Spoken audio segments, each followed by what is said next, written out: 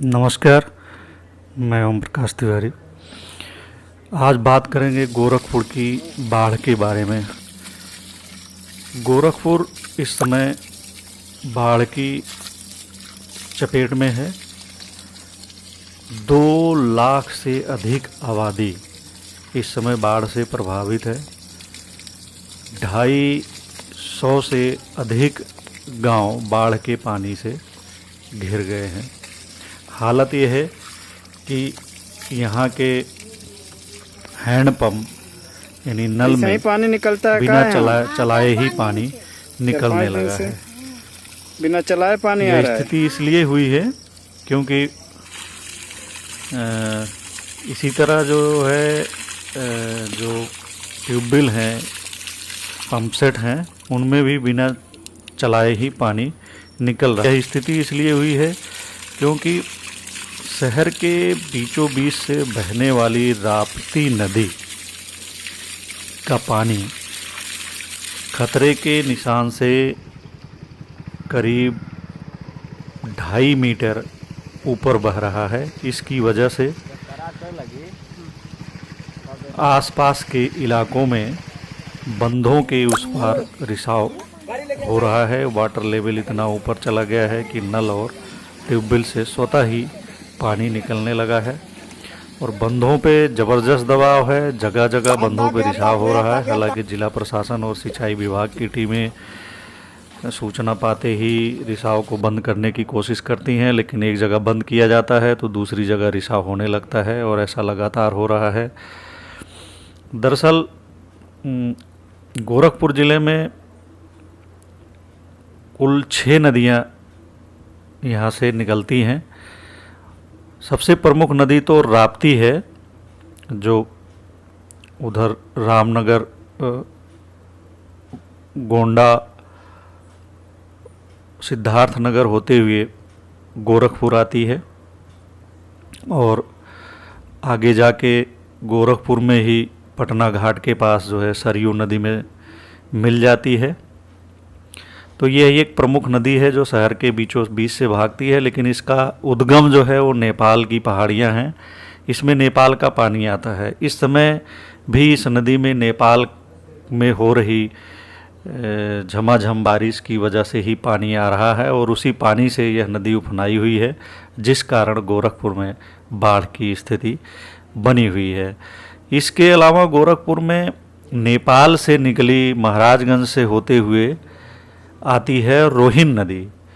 रोहिन नदी भी गोरखपुर में आके राप्ती में मिल जाती है और यह नदी भी खतरे के निशान से काफ़ी ऊपर बह रही है और इसमें भी चूँकि नेपाल में बारिश हो रही है और उस बारिश की वजह से तो इसमें भी काफ़ी पानी आ रहा है। रोहिन नदी डोमिनगढ़ में जाके राप्ती नदी में मिलती है और फिर राप्ती नदी का जो पानी है और बढ़ जाता है। लेकिन जिन इलाकों में रोहिन नदी आती है वहाँ पे भी बाढ़ की काफ़ी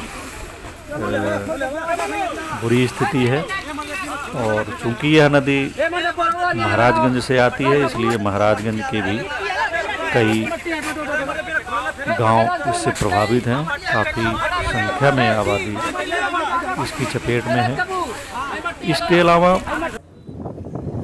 गोरखपुर में आमी नदी है। इसे बरसाती नदी कहा जाता है और इसका पानी भी इस समय काफ़ी बढ़ा हुआ है और ये राप्ती नदी की एक शाखा बताई जाती है और इसी में से निकलती है, फिर इसी में मिल जाती है। लेकिन जिन इलाकों से ये बहती है उन इलाकों में बाढ़ की स्थिति बनी हुई है। इसी तरह कुआनो है जो उधर संत कबीर नगर से आती है, उसमें भी बाढ़ की स्थिति है, हालांकि वो खतरे के निशान से नीचे है। फिर उधर अयोध्या से होते हुए बस्ती संत कबीर नगर होते हुए सरयू नदी आती है, जिसे यहाँ घाघरा नदी भी कहा जाता है। उस घाघरा नदी का जलस्तर भी काफ़ी बढ़ा हुआ है और खतरे के निशान से ऊपर है। माना जा रहा है कि घाघरा नदी का जलस्तर जैसे कम होगा तो राप्ती चूँकि घाघरा में जाके मिलती है तो फिर उसका पानी उस घाघरा नदी में काफ़ी तेज़ी से जाएगा डिस्चार्ज होगा तो इसकी वजह से गोरखपुर में बाढ़ की स्थिति में सुधार हो सकता है। लेकिन फ़िलहाल यहाँ पे काफ़ी गंभीर स्थिति बनी हुई है इन नदियों के कारण, खास करके राप्ती, रोहिन, सरयू, कुआनो और गोर्रा नदी का प्रभाव देवरिया ज़िले में अच्छा खासा देखा जा रहा है। वहाँ पे ये नदी काफ़ी गाँवों को अपने चपेट में ले रखा है, चूँकि खतरे के निशान से ऊपर बह रही है, इसलिए वहाँ पे भी ये स्थिति है। तो गोरखपुर और बस्ती मंडल के 7 जिलों के करीब 800 गांव इस समय बाढ़ से प्रभावित हैं और 6 लाख से अधिक आबादी इन जिलों की बाढ़ की चपेट में है, प्रभावित है। कई गांव पूरी तरह से बाढ़ में डूब गए हैं और हजारों एकड़ फसल बर्बाद हो चुकी है और या तो पानी में डूब गई है या फिर वो पानी में डूबने के कारण किसी लायक नहीं रह गई है, उसमें उत्पादन की या उपज की कोई उम्मीद नहीं बची है। लेकिन इस समय सबसे विकट इसी तरह सिद्धार्थनगर में राप्ती नदी काफ़ी 2 लाख से अधिक आबादी को प्रभावित कर रखा है। राप्ती नदी ने सिद्धार्थनगर में, वहाँ पे भी काफ़ी स्थिति खराब है। लेकिन गोरखपुर में राप्ती नदी, चूँकि यहाँ गोरखपुर में आके राप्ती नदी घाघरा में मिलती है और घाघरा भी खतरे के निशान से ऊपर है, तो एक तरीके से इस नदी का जलस्तर में ठहराव सा आ गया है, मतलब बहाव नहीं हो पा रहा है। अगर घाघरा नदी का पानी तेज़ी से निकले तो राप्ती नदी का पानी उसमें जाके तेज़ी से समाये तो जो राप्ती नदी का जलस्तर है ये नीचे जा सकता है। क्योंकि घाघरा नदी में भी काफ़ी पानी आ रहा है। घाघरा नदी हालांकि जो है सरयू जिसे कहते हैं, ये अयोध्या और उधर अपने उत्तराखंड के पहाड़ों से निकली हुई है और चूँकि उत्तराखंड के पहाड़ों में भी इस समय बारिश हो रही है, तो उस बारिश का असर ये है कि इस नदी में भी काफ़ी पानी है और ये खतरे के निशान से ऊपर बह रही है, जिसकी वजह से इसकी सहायक नदियों का जलस्तर डिस्चार्ज नहीं हो पा रहा है, तेज़ी से नहीं निकल पा रहा है और उनका प्रभाव इन नदियों में ये दिख रहा है कि उनके किनारे बसे लोग इसकी चपेट में आ गए हैं। गोरखपुर में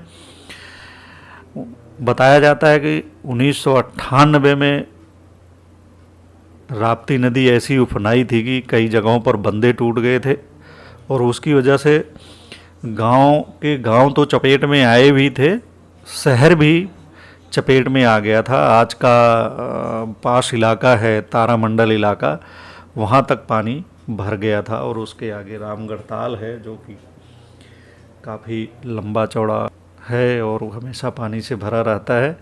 वहाँ तक बताते हैं कि पानी पहुँच गया था और काफ़ी तबाही मचाई थी। जिन लोगों ने 1998 की वो बाढ़ देखी है, उनके ज़हन में इस समय राप्ती नदी का वही रौद्र रूप दिखाई दे रहा है। उनको लग रहा है कि जिस तरह से खतरे के निशान के ऊपर यह नदी बह रही है और इसका पानी नीचे नहीं जा रहा है और लगातार इसका जलस्तर बढ़ रहा है और ये लगभग 1998 के स्तर को छूने वाला है। तो लोगों को ये आशंका है कि अगर ये उस स्तर को छूता है तो बंधे कई जगह से टूट सकते हैं और तटबंधों के टूटने की वजह से बाढ़ आबादी क्षेत्र में इसका पानी घुसेगा और जिससे काफ़ी संख्या में लोग प्रभावित होंगे। हालांकि अभी भी ये संख्या कम नहीं है कि लगभग 2.5 लाख की आबादी इस बाढ़ की चपेट में आई हुई है।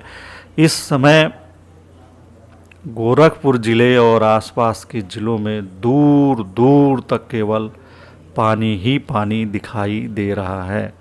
अपार जलराशि चारों तरफ फैली हुई है और लोग एक दहशत और भय में जी रहे हैं। उन्हें लग रहा है कि पता नहीं कब क्या रूप इस बाढ़ का देखने को मिल जाए। धन्यवाद दोस्तों।